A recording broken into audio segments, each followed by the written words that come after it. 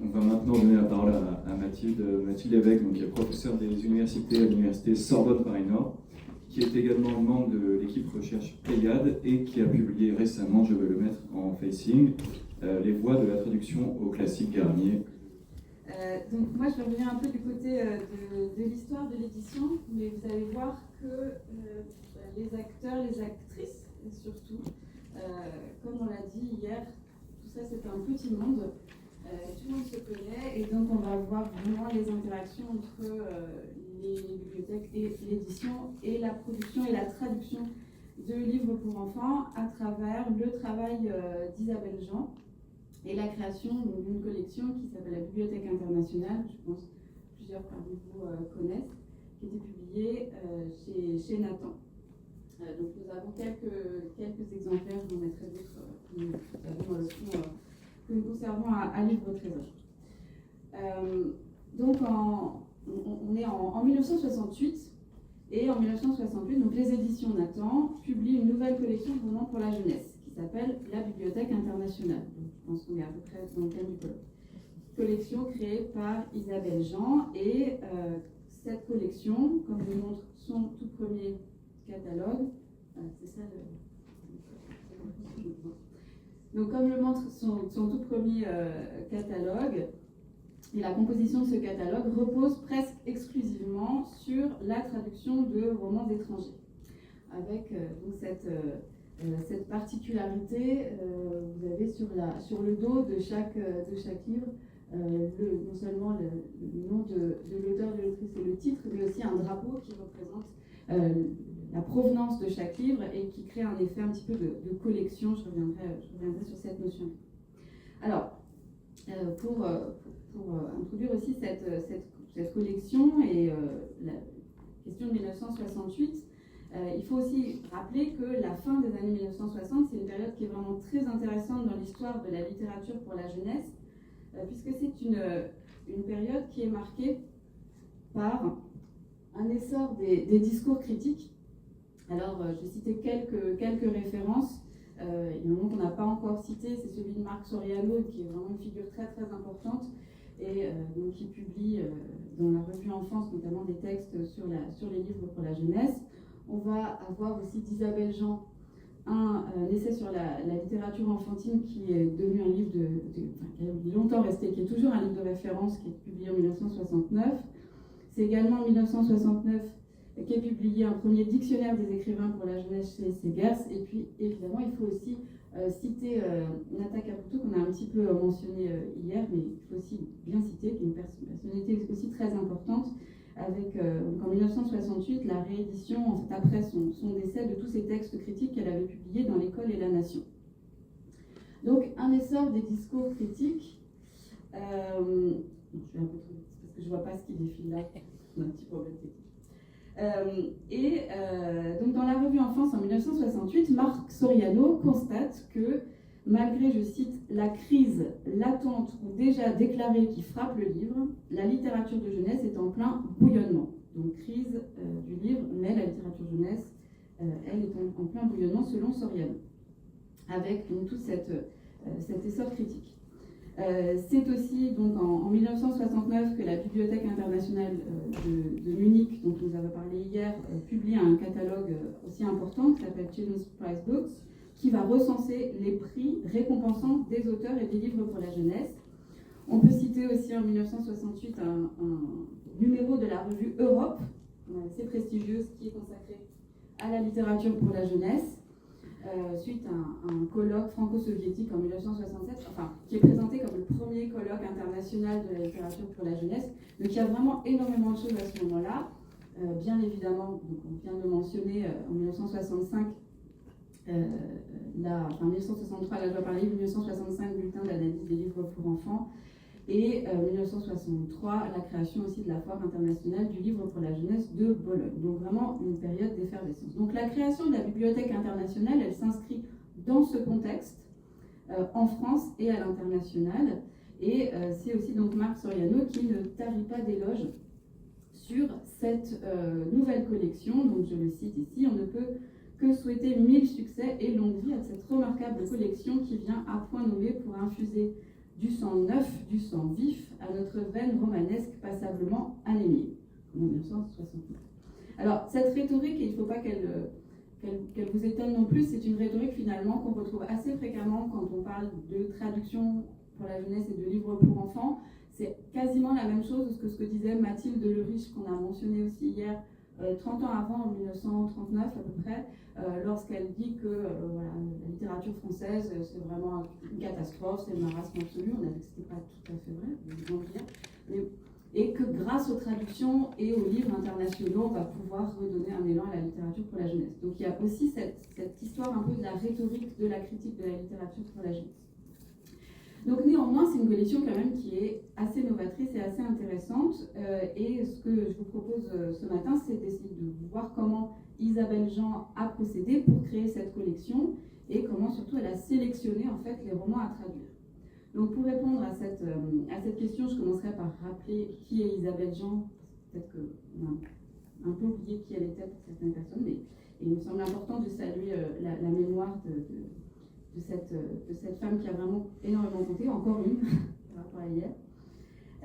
Et alors Isabelle Jean, elle n'a pas conservé d'archives, malheureusement. Elle a visiblement beaucoup jeté à la poubelle. Donc ne jetez rien à la poubelle, s'il vous plaît, pensez aux chercheurs et chercheuses derrière vous. Mais, il y a un document qui est assez exceptionnel, qui a été conservé par Laurence Kieffé, que je voudrais encore une fois remercier publiquement, à chaque fois je la remercie, parce que c'est elle qui le possède, elle m'a permis de le consulter. Et c'est un petit classeur qui rassemble des fiches qui sont en fait les fiches préparatoires de la jeunesse de la Bibliothèque internationale.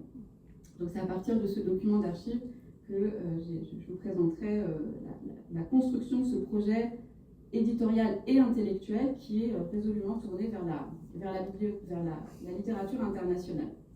Alors, ce qui m'intéresse aussi, c'est de voir à quel point le mot collection prend tout son sens, puisqu'il s'agit vraiment de collecter, de sélectionner, donc d'organiser un corpus à partir d'une diversité de livres publiés pour un public donné. Il s'agit de rassembler, de réunir, finalement, de créer à partir de l'hétérogène, de créer une nouvelle homogénéité, et puis de donner un sens nouveau. En fait, la collection, vraiment, comme écrivait Régis Debray, c'est un moyen de transmission et de circulation symbolique. Donc, qu'est-ce qu'on transmet avec cette collection? Quel est le message porté? Et je vais parler un petit peu, pour terminer, en fait, je prendrai une notion qui a été développée par une collègue qui s'appelle Yvan Rialan, qui parle d'énonciation plurielle, puisqu'on va entendre la voix de l'éditrice, Isabelle Jean, mais aussi d'autres voix de lecteurs, lectrices, traducteurs, traductrices, critiques littéraires et bibliothécaires.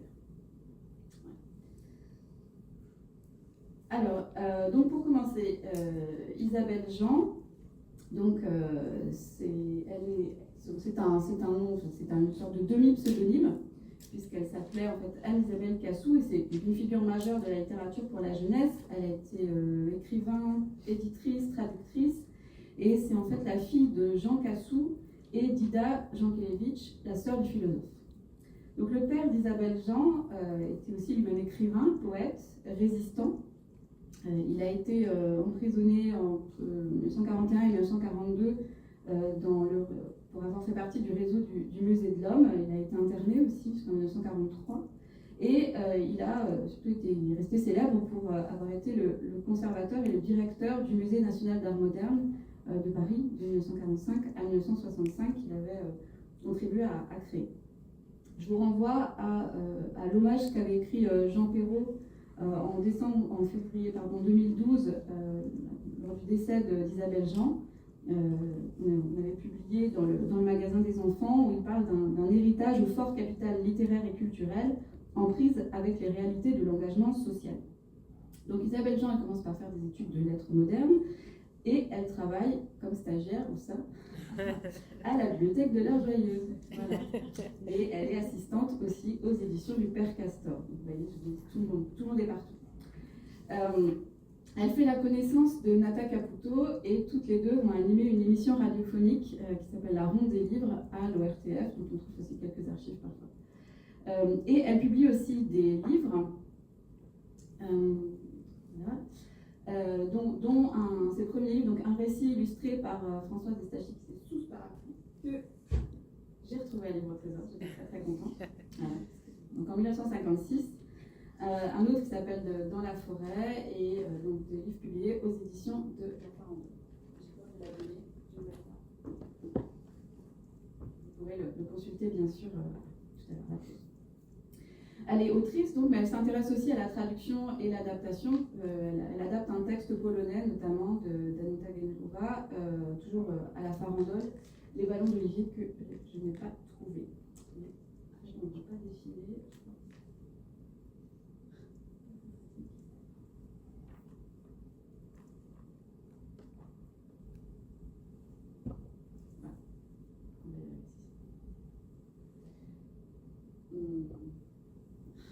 En fait, c'est passé du coup. Je vais mettre là. Merci. Non, mais c'est bon. Voilà. Donc, elle publie.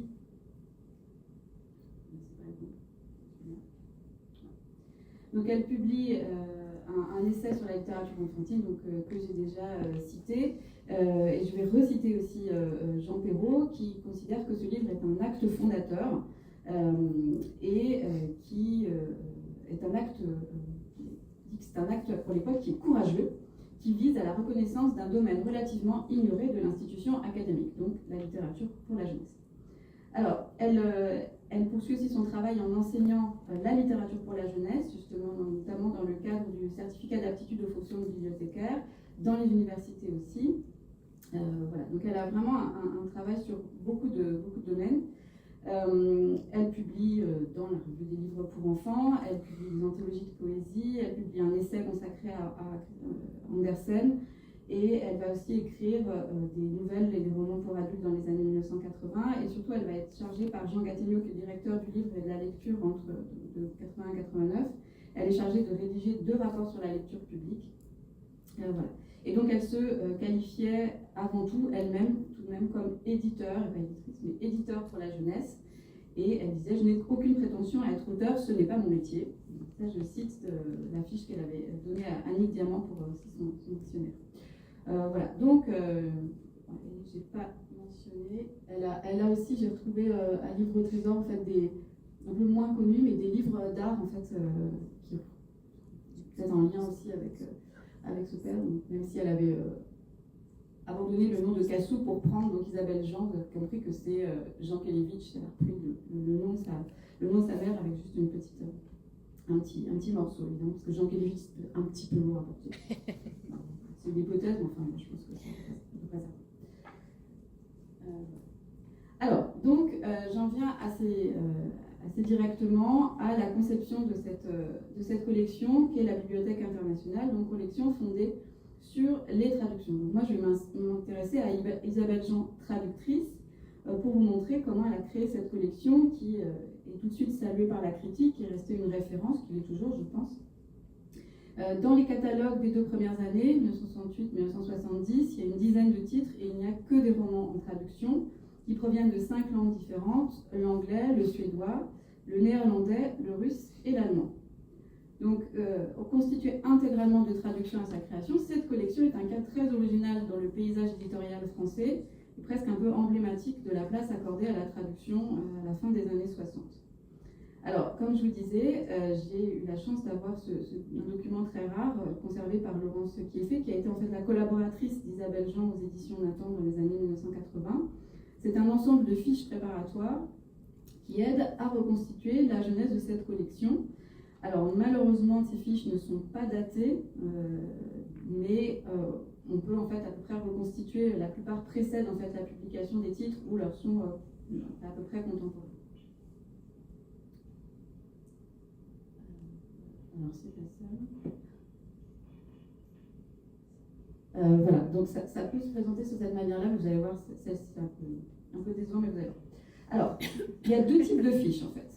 Les premières fiches, ce sont des revues spécialisées, des noms de lecteurs, j'y reviendrai. Ensuite, il y a des fiches très peu détaillées qui répertorient des maisons d'édition. Voilà. Et vous allez avoir un nom de maison d'édition, et puis parfois donc l'adresse, et puis un nom d'auteur ou d'autrice, voilà, parfois 2, mais pas grand-chose. Donc c'est très très elliptique, mais il y a peu de choses, mais ça peut être intéressant. Donc au début, on va avoir ça. Donc ça nous constitue un premier ensemble de fiches d'éditeurs. Il y a 24 fiches d'éditeurs. Et puis ensuite, il y a des fiches un peu plus détaillées. Voilà. Ça, c'est une fiche vierge. Donc des fiches qui vont se consacrer à des ouvrages par ordre alphabétique d'auteur. Donc ces fiches-là, elles sont plus détaillées et elles prennent la forme de ce tableau à 2 colonnes, donc avec plusieurs entrées que vous voyez ici. Alors, certaines de ces fiches ont... une fois que c'est rempli, ça se présente comme ça. Celle-ci, elle est assez remplie. Ce qui peut être intéressant, c'est de voir... Alors, vous voyez, comme il n'y a pas de date, on essaie de reconstituer selon les stylos qui ont été utilisés, parce que ce n'est pas le même stylo, ce n'est pas au même moment. Donc il y a une sorte de cohérence au début avec ce stylo bleu, puis après il y a du rouge parce qu'elle a peut-être rajouté le nom de la traductrice, et puis elle a ajouté la publication parce qu'effectivement il a été publié. Donc ça c'est après. Donc vous voyez que le bleu c'est avant, le rouge c'est après, et puis le crayon à papier pour le nombre de signes c'est au moment de la fabrication. Voilà, grosso modo, je veux dire à peu près ça.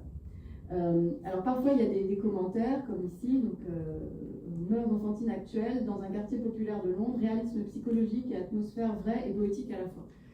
On n'aura pas beaucoup plus, mais c'est déjà quand même pas mal. Alors sur certaines, on a des remarques au dos qui sont aussi intéressantes. Donc là on va avoir 29 fiches, donc 24 fiches d'éditeurs, 29 fiches de livres, et en fait sur tous ces livres on peut voir apparaître un corpus préparatoire.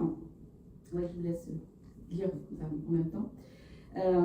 Certains des livres qui ont une fiche sont déjà mentionnés dans les fiches d'éditeurs, mais d'autres en revanche viennent compléter l'ensemble. Donc il s'agit uniquement de livres étrangers.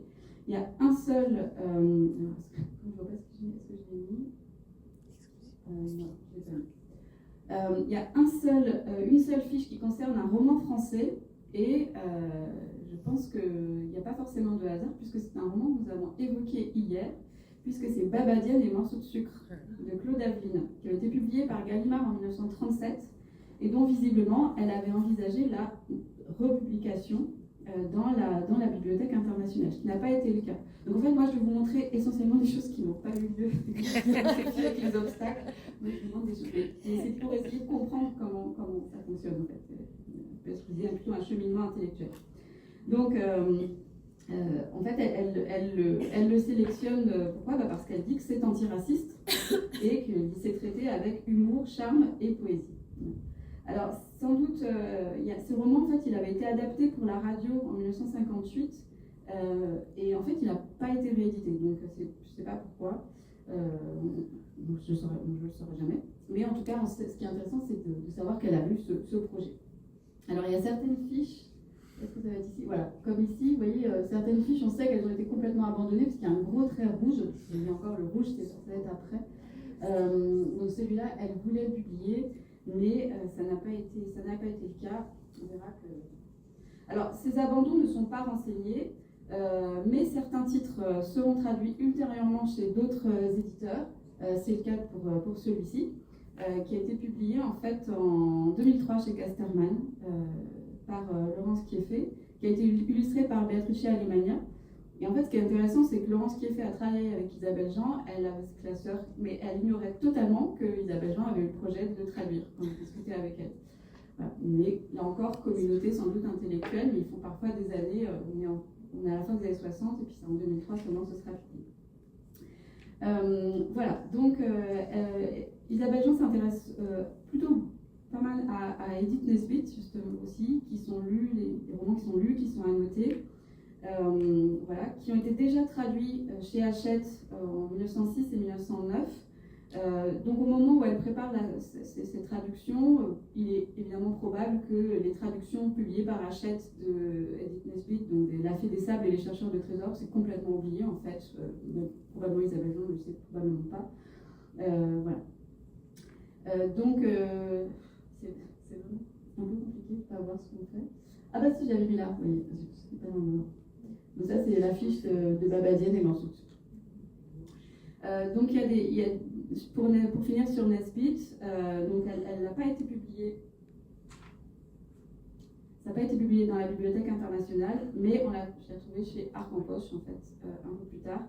Donc toujours chez Nathan, autre collection qui a été créée, donc, qui prend un peu la suite.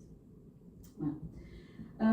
Donc, une fois qu'on a à peu près tout ça, si on fait toutes les fiches des éditeurs et les fiches de livres, on arrive à une trentaine de romans qui sont répertoriés pour de possibles traductions.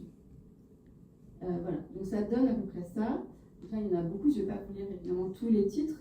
Ce qui est intéressant, c'est de voir à peu près la répartition aussi. Donc, alors, je répète, hein, ça c'est vraiment les livres qu'elle a repérés. Donc ce ne sont pas des livres qui ont été traduits et publiés dans la Bibliothèque internationale. Il y en a très peu, puisque je vous ai dit, 68-70, c'est une dizaine de titres seulement. Mais ce qu'on voit, c'est évidemment le travail éditorial. Pour arriver à une collection d'une dizaine de titres, il y en a au moins une trentaine, voire beaucoup plus. Donc il y a des romans italiens, il y en a 6. Il y a à peu près 4 romans ou recueils de textes allemands. Il y a un roman finlandais écrit en suédois, ça c'est La Star, qu'on a trouvé, c'est Mon Mini Troll. Il y a un roman russe, mais qui avait déjà été traduit en français. Et puis il y a quand même une vingtaine de romans écrits en anglais, mais qui sont à la fois américains, britanniques, irlandais et canadiens. Donc il y a aussi même à l'intérieur du monde anglo-saxon une certaine diversité. Ce qui peut donner à peu près cette répartition, alors je suis désolée, c'est pas très visible, donc une domination de l'anglais, mais qui est moindre quand même par rapport à la domination générale dans le paysage éditorial français, même si cette comparaison, elle ne tient pas vraiment, puisque je parle d'un corpus préparatoire et non pas de traduction éditée. Donc c'est une comparaison qui est très, très limitée, mais ça donne un petit peu une idée de cette diversité, et notamment de la place de l'italien, qui se retrouve finalement assez peu après dans la Bibliothèque internationale, mais qui visiblement l'a intéressé. Alors, ce qui est aussi intéressant, c'est que sur cette trentaine de romans, beaucoup ont été récompensés par des prix. Donc on va parler après des prix, etc. Mais on le voit déjà ici. Des prix qui sont prestigieux, où ce sont des livres qui ont été remarqués, qui ont été publiés dans les titres, ont été publiés dans des sélections, par exemple la Carnegie Medal, ou pour beaucoup de livres anglais. Ou des livres qui ont été sélectionnés aussi par l'American Library Association, donc, ou la Newbery Medal, etc. Donc il y a tous ces prix, le Deutscher Jugendbuchpreis aussi, par exemple, qui est sélectionné, et le prix Hans Christian Andersen, qui a été donné aussi à Eleanor Sargent, qui est sélectionné par Isabelle Jean. Donc à peu près sur les 30 titres choisis, il y en a plus de la moitié qui a reçu des prix, et ce ne sont pas n'importe quel prix, en général, ce sont les prix les plus prestigieux dans chacun des pays concernés. Donc elle va vraiment se fonder sur une excellence manifeste, et s'appuyer sur l'aval des critiques étrangers. Et sur la fiche de Island of Horses, donc l'île des chevaux, elle va noter, je la cite, d'après le critique Kathleen Nines, un des 100 meilleurs livres pour enfants. Voilà, pas plus, mais au moins, tu dis ouais. Alors, donc c'est une sélection, mais une sélection que j'appellerais aussi polyphonique, parce que il me semble ce qui est intéressant, c'est de voir un petit peu comment il y a une énonciation plurielle qui se dégage de ce document d'archives. Puisqu'il y a la voix de l'éditrice, donc Isabelle Jean, mais pas uniquement. Donc comme je vous disais, il y a les fiches des éditeurs, les fiches des livres, mais vous avez aussi d'autres fiches, et ce sont les toutes premières. Donc je reviens sur le début de ce classeur, et tout au début, on va avoir cette première fiche, qui est un référencement en fait de 7 ressources qui sont présentées dans l'ordre suivant que je vous ai mis ici. Donc vous allez avoir Bookbird, qui vient d'Autriche, la revue de Munich de l'International Bibliothèque, donc Jugendliteratur, le bulletin de l'American Library Association, le bulletin de The National Books League, donc les Américains pour les premiers, les Britanniques pour les deuxièmes, 2 numéros spéciaux du Times Literary Supplement, et puis des sélections de la médaille Newbery, de la médaille Caldecott, et également une référence italienne donc d'un magazine publié à Florence. Alors, ce qui nous intéresse aussi quand on travaille sur les archives, c'est de voir ce qui a été barré. Donc bon, j'ai essayé de voir, c'est pas forcément complètement lisible, mais c'est une référence plutôt du côté de l'allemand aussi qu'elle a barré, mais je sais pas. Donc elle sélectionne les titres à traduire en s'appuyant sur des revues professionnelles qui, à la fin des années 1960, sont vraiment devenues des références pour les bibliothécaires, puisque, comme j'ai dit tout à l'heure, Isabelle Jean, avant de devenir éditrice, a travaillé comme stagiaire à la bibliothèque de l'Or-Joyeuse. Elle a conservé des liens étroits avec le monde des bibliothèques. On va le voir assez vite. Donc pour la partie germanophone, elle se documente grâce au magazine autrichien et les Bavarois de Munich. Pour les titres américains, elle utilise le bulletin de l'American Library Association. Et en fait, ce qui est intéressant, ce que j'ai essayé de faire, mais je ne vais pas le détailler ici parce que je n'ai pas le temps, c'est d'aller regarder dans chacune de ces sélections en fait, quelles sont les critiques et de voir les critiques donc, publiées en anglais. Donc elle parle parfaitement l'anglais et l'espagnol, moins d'autres langues sur le niveau aussi. Donc de voir un petit peu quels sont les critères qui ont pu être intéressants, ce qu'elle a pu retenir. Donc pour l'Italie, elle ajoute une revue italienne, Don Schedario, qui est publiée à Florence. C'est une revue qui, c'est peut-être moins, qui a été fondée en 1953. Et c'est une revue trimestrielle et c'est la première du secteur professionnel de la littérature pour la jeunesse en Italie qui publie des comptes rendus de lecture, des entretiens avec des auteurs et des éditeurs et qui signale les grandes tendances de l'édition pour la jeunesse. Donc c'est la source de documentation italienne pour Isabelle Jean qui sélectionne quelques romans, mais en fait qui sont pas traduits en français et ça donnera lieu à assez peu de traductions aussi dans la bibliothèque internationale. Donc là encore, évidemment, ce qui nous manque, c'est de savoir est-ce qu'il y a eu des contacts, évidemment, il y a eu des courriers probablement avec des éditeurs. Elle les a pas gardés, elle a tout jeté, donc le travail, ce serait d'aller chez tous les éditeurs italiens, allemands, etc. Donc c'est pour savoir s'il y a des archives et si on peut retrouver. C'est pas infaisable, mais c'est quand même assez compliqué. Voilà. Donc, ce qui m'intéresse, c'est que finalement, Isabelle Jean n'est pas forcément directement lectrice. Elle va, avant de lire elle-même, utiliser la critique spécialisée et les prix littéraires pour sélectionner les romans. Donc, ce qui m'intéresse, c'est qu'elle ne part pas forcément d'une idée préconçue du lecteur français ou francophone, mais elle part vraiment de la légitimité acquise dans la langue et la culture qu'on pourrait appeler source, comme si c'était une sorte de garantie, évidemment, peut-être pour minimiser les risques économiques, puisque ça permet de s'assurer peut-être d'un certain succès de la part de la critique, et puis de valider un choix littéraire en s'appuyant sur ses pairs, sur d'autres critiques. Donc elle lit l'anglais, elle utilise les ressources de la critique internationale contemporaine, notamment anglo-saxonne, et ce qui est aussi intéressant, c'est qu'il est probable qu'elle utilise ces revues qui rendent compte de traduction vers l'anglais. En fait, c'est-à-dire qu'elle va aller chercher des livres dont elle n'aurait peut-être pas eu connaissance parce qu'ils ont été traduits en anglais. Donc l'anglais comme langue relais. Alors, est-ce que je vais avoir bon? Voilà. Donc il y a deux exemples. Alors, le premier, c'est un roman suédois qui a été traduit dans la Bibliothèque internationale, qui s'appelle Le Voyage secret de Harry Kuhlman, qui a été récompensé par le prix Niels Holgersson en 1953 et qui est traduit en anglais en 1959 et qu'on va trouver dans les sélections de romans donc internationaux mais traduits en anglais, donc sélectionnés par les critiques anglo-saxons. Et c'est aussi probablement la traduction anglaise qui a favorisé l'introduction en France des romans de Tori Hanson, donc autour du personnage de Moomin, cette série. Alors pourquoi je pense qu'on peut l'affirmer, c'est que la traduction, donc le premier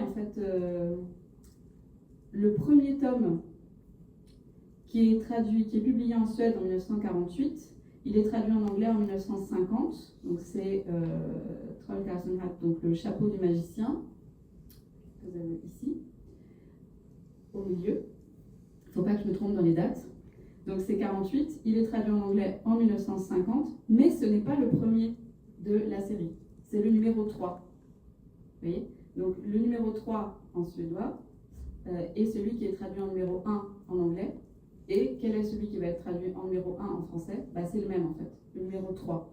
Ça va ? Vous voyez ce que je veux dire ? D'accord. Donc en fait, elle va faire la même sélection que pour l'anglais. Donc en premier, dans Moomin, le premier Moomin, donc Moomin le troll en français, c'est pas le numéro 1 de la série, en suédois, c'est le numéro 3, exactement comme le même ordre que la traduction anglaise. Alors, j'en arrive à ces autres voix. Et là, vous allez voir que ce colloque est vraiment bien organisé. Parce que il y a d'autres fiches qui concernent des répertoires de lecteurs, ou plus exactement de lectrices, donc avec des numéros de téléphone et parfois les professions. Et qui nous retrouver. Donc pour les langues scandinaves, Kersti Chapley, pour le russe, Olga Scherer, Kristina Kuliskova pour le polonais, et pour l'allemand, Geneviève Pat, dont on vient de parler longuement. C'est quand même pas mal. Alors, peut-être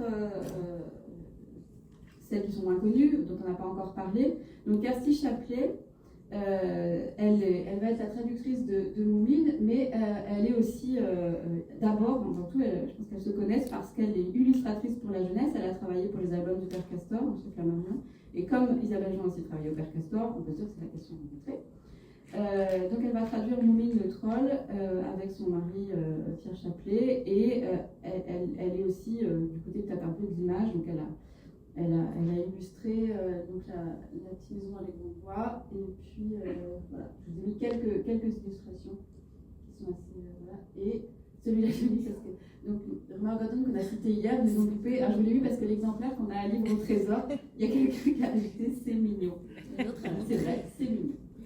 Alors les autres lectrices, il y a Olga Scherer, donc qui est polonaise, qui est une historienne de la littérature qui a vécu en France et aux États-Unis. Donc, je n'ai pas le temps de détailler.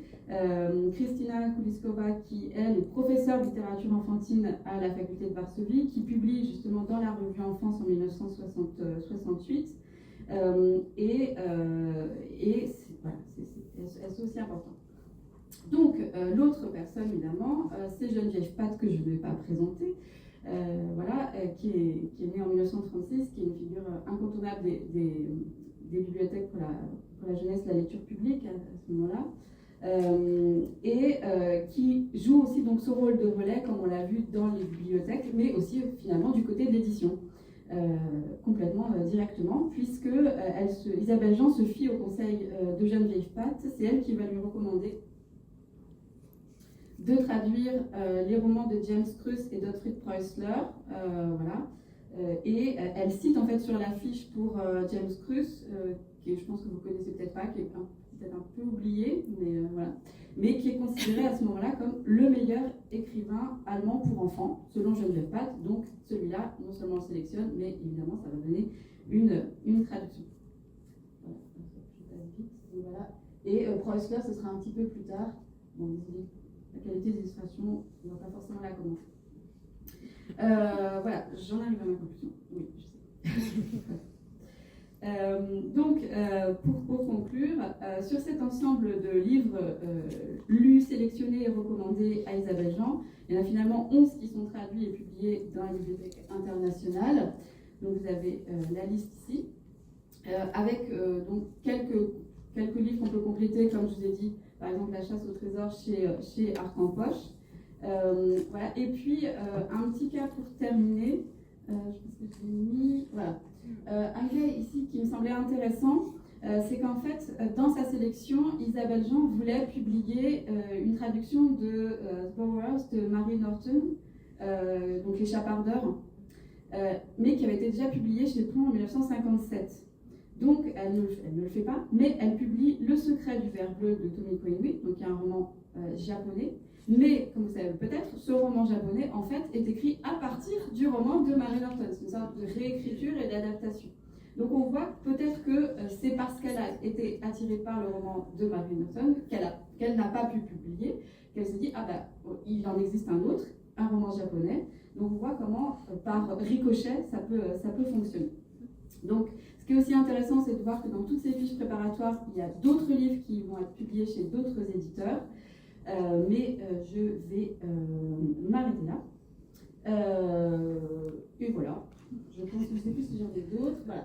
D'autres maisons d'édition, notamment le truc Ah oui, ce qui m'intéressait, et là j'ai vraiment fini, oui, vraiment, c'est de voir que par exemple le truc Preussler, il va être publié dans la Bibliothèque Rose.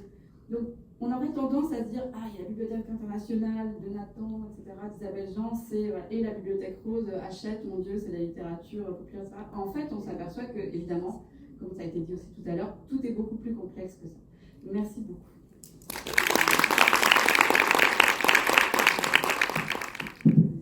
Merci beaucoup Mathilde. Il nous reste une dizaine de minutes avant la pause, donc je vous propose que toutes les intervenantes et intervenants de ce matin peut-être redescendent et puis qu'on fasse circuler le micro, comme ça vous pouvez répondre aux questions qu'on pourra avoir. Donc voilà, est-ce que quelqu'un a une question pour commencer? Oui.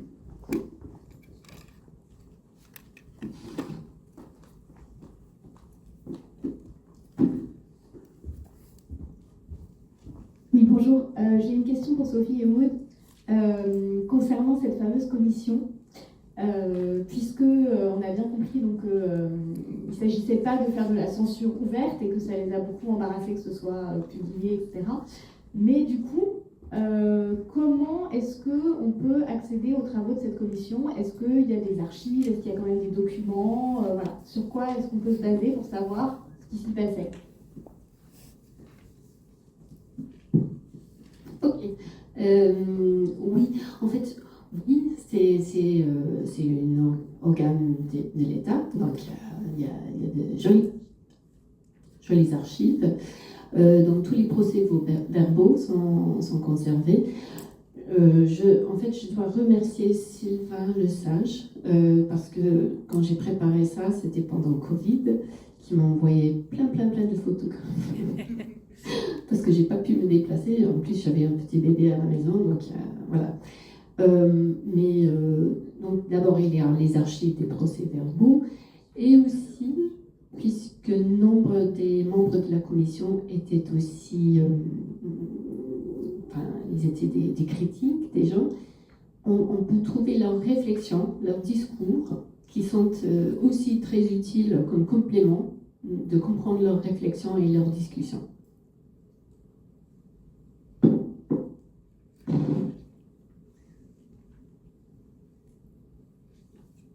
Merci, c'était une matinée vraiment passionnante. Moi, j'ai une observation à faire à Julien Maréchal et Rosane Schaeffer. J'ai trouvé très intéressante cette présentation d'une bibliothèque sur laquelle on croit qu'on connaît déjà tout, et puis en fait, on apprend toujours des choses.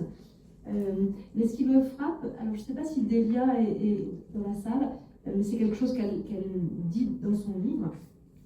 C'est lorsque vous parlez de ces livres étrangers qui arrivent, vous avez mentionné donc des livres, des albums, des contes, des contes illustrés, des documentaires, et puis des disques et des diapos. Et donc si on enlève les disques, c'est quand même des livres qui font une place essentielle à l'image. Et Delia le montre dans son étude de l'internationalisation de l'édition autour notamment de bureaux de Ibi et de Bologne. C'est vraiment l'image qui va jouer ce rôle d'internationalisation. Alors que dans le travail que vient de montrer Mathilde, c'est plus obscur, c'est plus long. Et j'ai l'impression que finalement, la bibliothèque ronde a joué un rôle fort dans un moment où l'image est en train de rafler la mise en fait, et d'écraser de sa suprématie tout le reste de l'édition pour la jeunesse.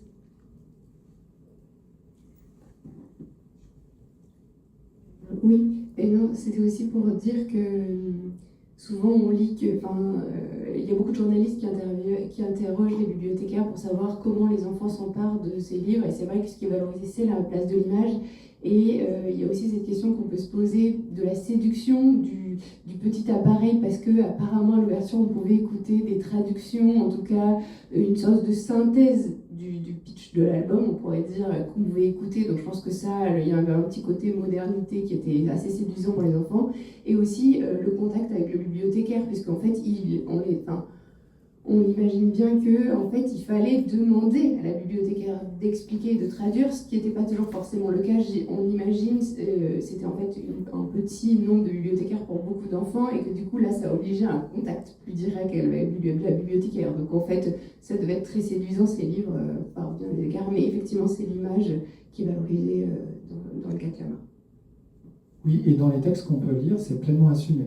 Enfin, c'est très clair que c'est un moyen évident de mettre en avant les livres qu'on veut partager avec les enfants, mais c'est vraiment une option de travail clairement affichée par l'équipe de Clamart.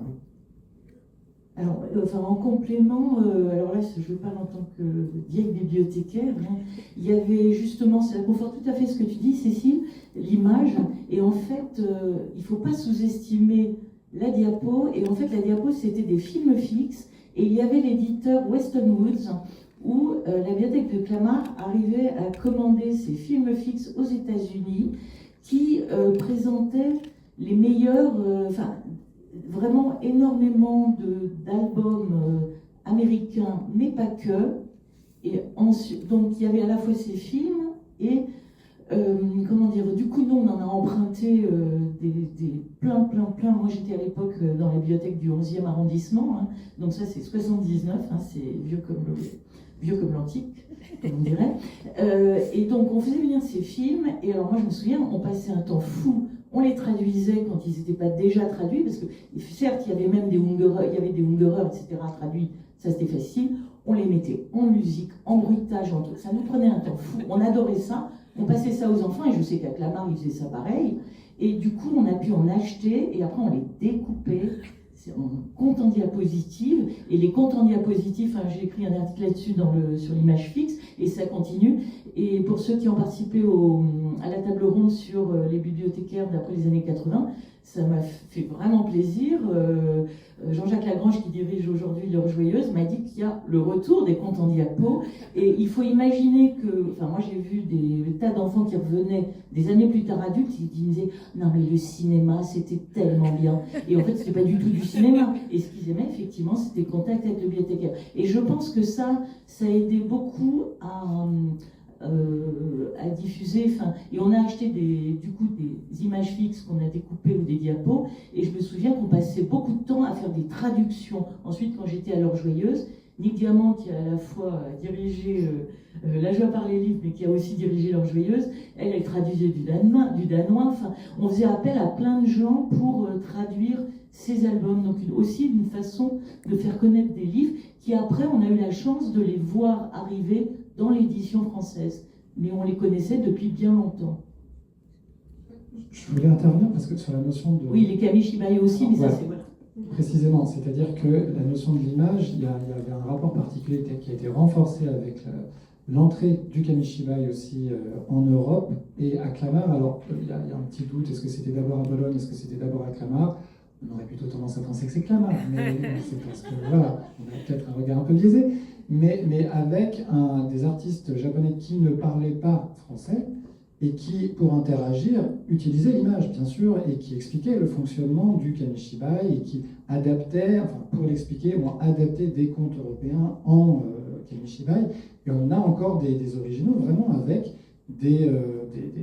en format plus grand que le Kamishibai normal, on va dire, vraiment l'explication graphique du mode de fonctionnement du Kamishibai. Donc oui, le rapport à l'image, il est fondamental avec Clamart, effectivement. Moi, je voulais juste ajouter quelque chose, étant aussi une ancienne de La Joie par les livres. Il y avait aussi une relation entre les bibliothécaires qui allaient à Bologne et qui repéraient des titres qui méritaient d'être traduits en français, et les éditions Circonflexe et la collection Couleurs du Monde. On a vu un titre tout à l'heure, mais c'était vraiment aussi du repérage qui était fait et qui permettait aux éditions Circonflexe d'avoir un regard de bibliothécaire et d'être avertis de choses intéressantes et de les publier peut-être. Donc il y avait le côté conseil éditorial.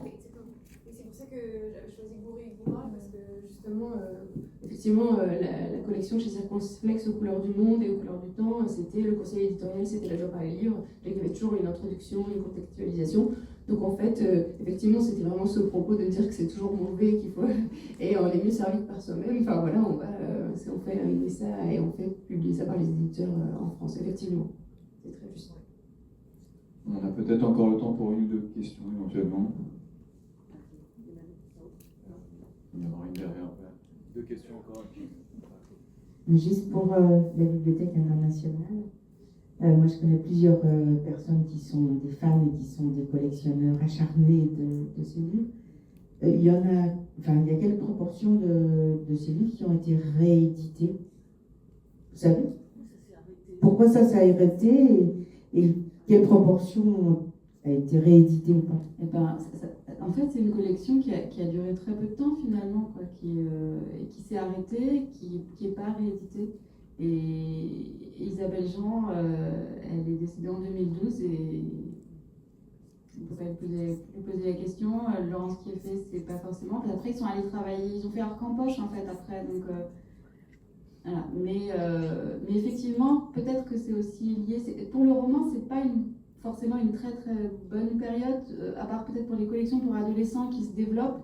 Là, on est sur des romans 8-12 ans, et c'est pas ce qu'il y a de plus facile à éditer, et en particulier dans cette période où l'album, en revanche, explose avec l'école des loisirs, etc., toutes les années 70.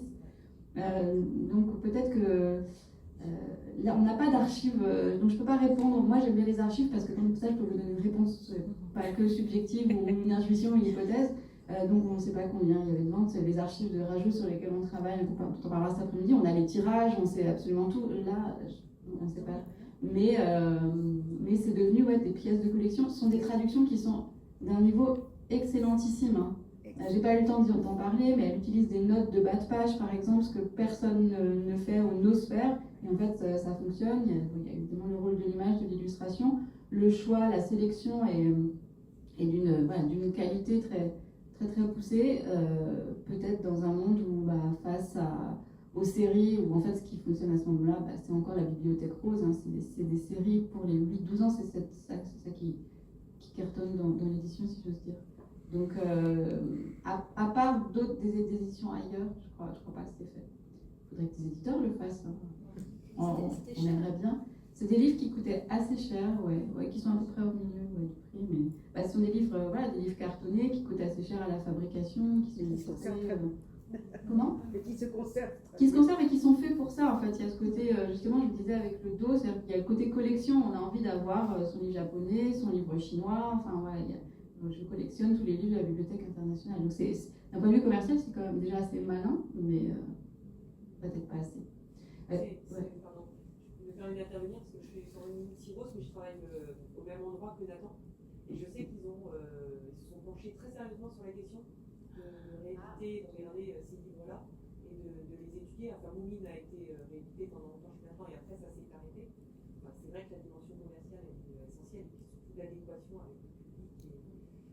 Donc il faudrait pouvoir confier.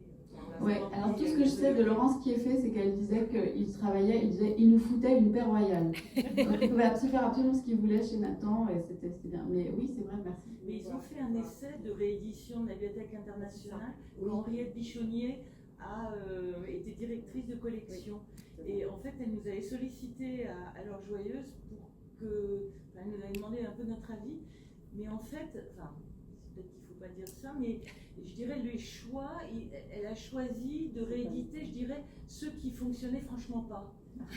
Donc, moi, c'est mon opinion, hein.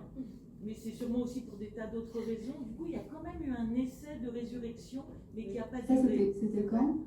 Je ne vais pas me souvenir. Je suis désolée. Oui, ils avaient fait. Franchement, c'était plus la même logique et ça ne pouvait pas fonctionner. J'ai le rôle ingrat de mettre des horloges. L'heure tourne, donc on va prendre une ultime question et puis on va faire la pause parce qu'on est déjà un peu en retard. Oui, ça sera très court.